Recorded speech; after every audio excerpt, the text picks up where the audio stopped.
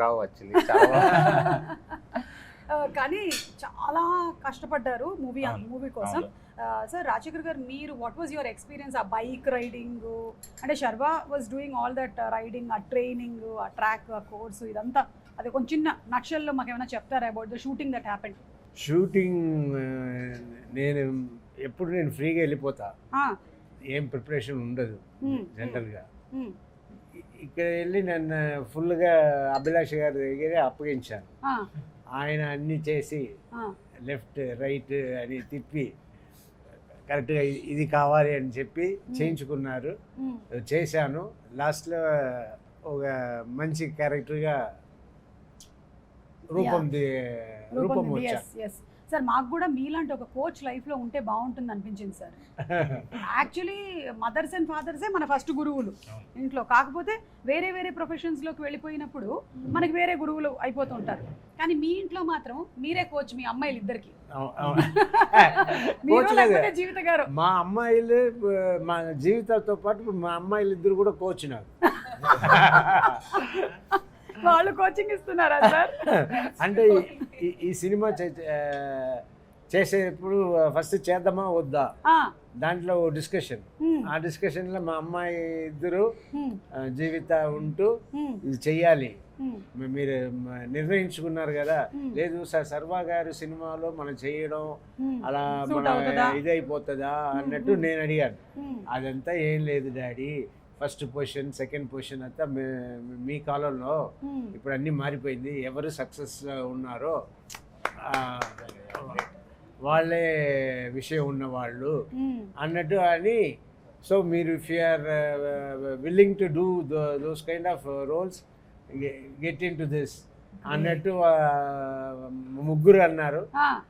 వినేసి సరే కరెక్టే అని తీసుకున్న నిర్ణయం ఇవాళ ఇంత great sir.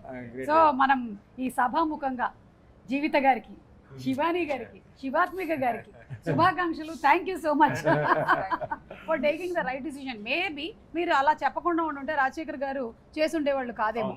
And it would have been a huge loss for the film. Emotion ఎంత బాగా కమ్యూనికేట్ అవుతుందంటే.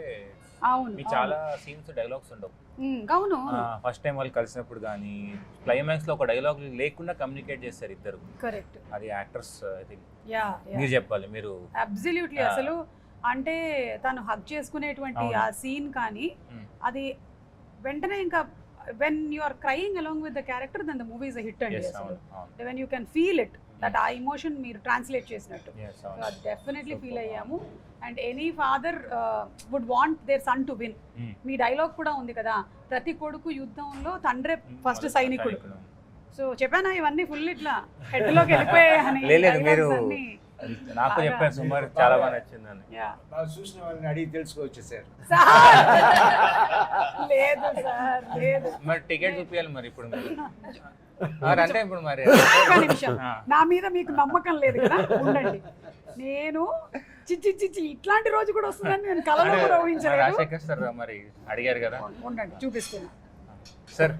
చూద్దాం సార్, చూడండి. మంచి క్వశ్చన్ అడిగారు, మనం అడిగాం క్వశ్చన్. ఎందుకంటే ఆ రోజు నేను షాద్ నగర్ లో ఉండి టికెట్ బుక్ చేసుకొని మన ఎస్ఎల్ఎన్ టర్మినస్ లో వచ్చి చూశాను నేను మూవీని. వద్దు సార్, నేను చూపించాల్సిందే ఇప్పుడు.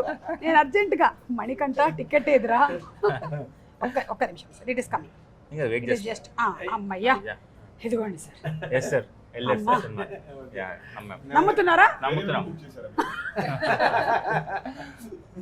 ఓకే, సో అదొకటి. అండ్ అలాగే ఇలాంటి ఒక స్పోర్ట్ కోసం మనం ప్రిపేర్ అవుతున్నప్పుడు ఎలాంటి డిస్ట్రాక్షన్స్ ఉండకూడదు అంటారు కదా సార్. మరి ఈ ప్రొఫెషన్లో ఉంటూ మీకు అలాంటి డిస్ట్రాక్షన్స్ ఏం లేవా? ఎందుకంటే ఇది కూడా ఒక స్పోర్ట్ లాంటిదే కదా సినిమా.